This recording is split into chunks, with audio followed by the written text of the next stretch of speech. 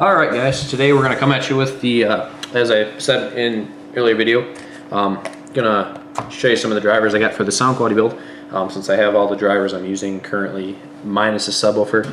Subwoofer is up in the air yet.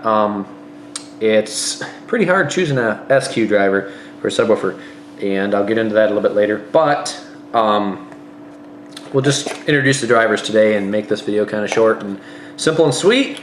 First up today we have the Dayton Audio Reference Series 3-inch aluminum cone full range driver.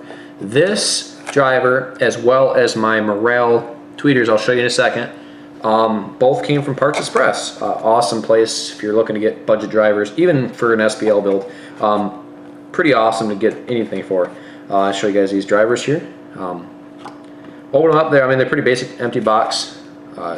Nothing really special about what's inside the box, but model number according to the side of the driver is RS754. I believe the 4 stands for 4 ohm because these are 4 ohm drivers. Show you guys a little closer here. They're quite something actually. They look like little quite mean drivers. I mean, pretty beefy. They're the magnet on the thing's pretty good size. I mean, that's pretty good size for a little 3-inch. At least, I mean, this is probably the first 3-inch driver I've ever seen. But one thing I was reading the reviews on the line, the cone is actually, obviously, I mean, you might be able to tell by the camera. The camera's not really that great. This is actually a 3-inch driver, but I believe the 3-inch side is actually right here, not across the actual cone. I think it's only like 2 inches across the cone, so it's actually an inch smaller than that. So, but they label them as 3-inch drivers. Okay. Now that's this. This will be my mid-range. I got a three-way fully active setup planned for the front stage of the car. So that will be the mid that goes on the dash. So that was off the side. Now on for the tweeter. So the tweeter came boxed. Quite, I almost say cheaply, I would say. I mean, they got these little prongs in there to keep them in. These are Morel MDT 1/8". You guys can see that. It's going to be backwards on the camera, of course. I'm not even going to bother trying to flip it around. Yeah, Morel MDT 12 is what they're called. They're 1/8" soft dome tweeter, and the boxes just pop right open. Pretty easy to get inside of them. Pardon me. These tweeters are a Neil tweeter.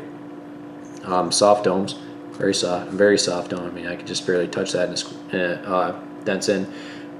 Pretty good size one though. I mean, that's I believe I have a quarter in my pocket. I can show you the size of it.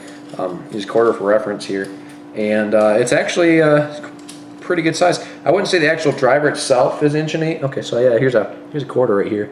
I mean, that's just comparison. That's right next to each other. So it's a pretty good size tweeter there. Bigger than 1 inch, like most or 7/8". Most component sets come with the cheap. You know, you can buy a store component sets. So yeah, so that's going to run the higher end of frequency range. Now, the thing I was most excited about, and the reason why I delayed making this video so long, was move this out here. This box. Inside this box, which is already open the other way, is they're called Silver Flutes. It's a brand by Madison Sound, and they're recognized to be very high quality driver. And again, all these drivers, this is a kind of a budget build. I could have chosen better drivers. I plan on upgrading better drivers later, but the point is learning on all this stuff. So these are not I won't say the best on the market, but these are very good speakers. Take one of these bad boys out here. First thing I noticed when I open this box up is the enormous size of the magnets on these things. I mean, that magnet is huge. I mean, just huge. I mean, like I've seen 8s with smaller magnets than that. I mean, that's pretty good size. Put a quarter next to it. I mean, that's huge. That's very huge. I mean, yeah. I mean, the magnet on it's almost as big as the basket on these door speakers. I mean, they're nothing special door speakers here.